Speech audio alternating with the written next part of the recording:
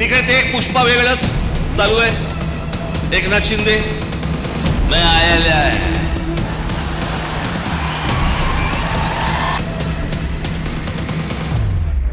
उपमुख्यमंत्री एकनाथ शिंदेंच्या बालेकिल्ल्यामध्ये राज ठाकरेंची सभा.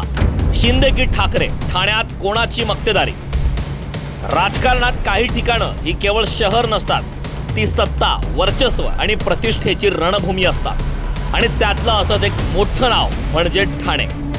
एकनाथ शिंदेंची शिवसेना ज्या ठाण्याला आपला अभेद गड मानते, त्याच ठाण्यात 10 तारखेला राज ठाकरे सभेच्या माध्यमातून थेट आव्हान देणार आहेत. ही केवळ सभा नसेल तर येत्या महानगरपालिका निवडणुकांचा राजकीय शंखनाद असेल.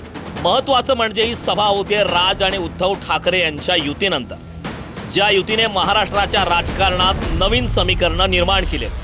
एकीकडे मराठी मतदारांवर पकड असलेली मनसे आणि दुसरीकडे परंपरागत शिवसेना मतांचा आधार. या दोघांची एकत्रित ताकद ही थेट शिंदेंच्या शिवसेनेला लक्ष्य करत आहे. ठाण्यात शिंदेंची शिवसेना आतापर्यंत निर्विवाद वर्चस्व गाजवत आली. महापालिका, संघटन, रस्त्यावरची ताकद सगळं त्यांच्या बाजूने होतं. मात्र आता परिस्थिती बदलण्याची शक्यता नाकारता येत नाही. कारण राज उद्धव युतीमुळे शिंदेंच्या शिवसेनेच्या मतांमध्ये मोठी फूट पडण्याची शक्यता वर्तवली जाते. विशेषतः मराठी मतदार, तरुण वर्ग आणि नाराज शिवसैनिक या सगळ्यांचं गणित आता नव्याने मांडलं जात आहे. राज ठाकरे ठाण्यात सभा घेत आहेत आणि एक स्पष्ट संदेश देत आहेत की ठाणे कुणाची मक्तेदारी नाही.